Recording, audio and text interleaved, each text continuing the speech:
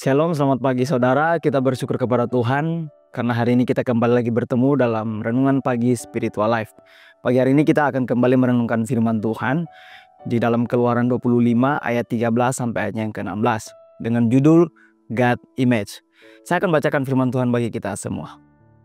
Demikian firman Tuhan. Engkau harus membuat kayu pengusung dari kayu akasia dan melapisnya dengan emas.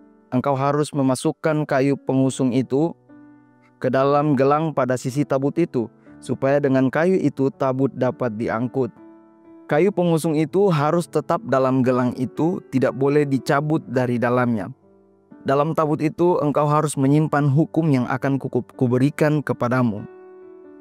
Saudara yang terkasih, Keluaran 25 ayat 13-16 muncul dalam konteks pembangunan tabernakel, di mana tabut perjanjian melambangkan hadirat Allah di tengah-tengah bangsa Israel dan menjadi pusat ibadah bangsa Israel. Dalam bagian ini, Allah memberi perintah kepada Musa tentang bagaimana tabut perjanjian harus dibuat dan diperlakukan. Di sana dikatakan bahwa tongkat emas harus dimasukkan ke dalam gelang tabut agar tabut itu dapat dipikul, dan di dalamnya harus ditempatkan loh hukum yang diberikan Tuhan. Tujuan dari dibuatkan tongkat tersebut ialah agar tabut tersebut dapat dipikul dan tidak boleh disentuh secara langsung, karena kalau disentuh secara langsung pasti orang yang menyentuhnya akan mati. Perintah selanjutnya, tongkat tersebut tidak boleh dicabut, artinya tabut selalu siap dipikul, selalu siap bergerak mengikuti pimpinan Tuhan. Kemudian Allah juga memerintahkan Musa agar menaruh loh hukum di dalam tabut. Ini melambangkan bahwa dasar hubungan Allah dengan umatnya adalah firman dan perjanjiannya. Saudara, semua itu bukan sekedar aturan teknis, melainkan menunjukkan betapa kudusnya hadirat Allah di tengah umatnya.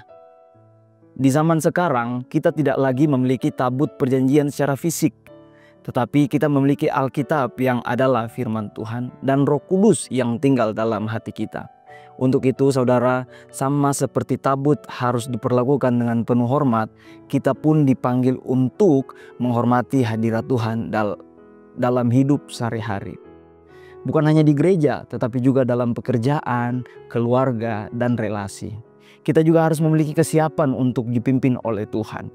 Tongkat yang tidak boleh dicabut berbicara tentang kesiapan untuk bergerak.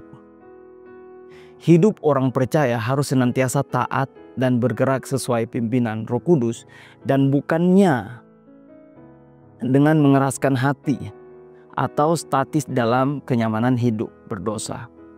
Dan yang terakhir mengenai loh hukum yang ditempatkan di dalamnya. Demikian pula kita dipanggil untuk menaruh firman itu di pusat kehidupan kita, bukan hanya di kepala tetapi di hati dan tindakan kita.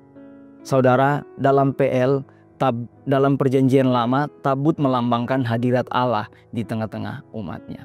Tetapi di zaman sekarang, hadiratnya ada melalui Roh Kudus dalam hidup orang percaya. Namun tidak sedikit orang percaya yang seringkali kurang menghargai dan menghormati kehadiran Allah dalam hidupnya. Oleh karena itu, biarlah firman Tuhan yang datang pada kita hari ini mengingatkan kita bahwa menghormati kekudusan Allah berarti hidup dengan kesadaran bahwa tubuh kita adalah bait Allah. Dalam 1 Korintus 6 ayat 19. Karena itu kita harus menjaga perkataan, perbuatan, dan pikiran kita. Saudara, mari sejenak kita merenungkan firman Tuhan yang baru saja kita dengar.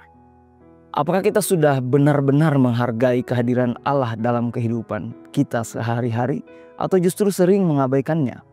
Kiranya melalui firman Tuhan ini kita dibentuk menjadi pribadi yang selalu menghargai kehadiran Allah dalam kehidupan kita.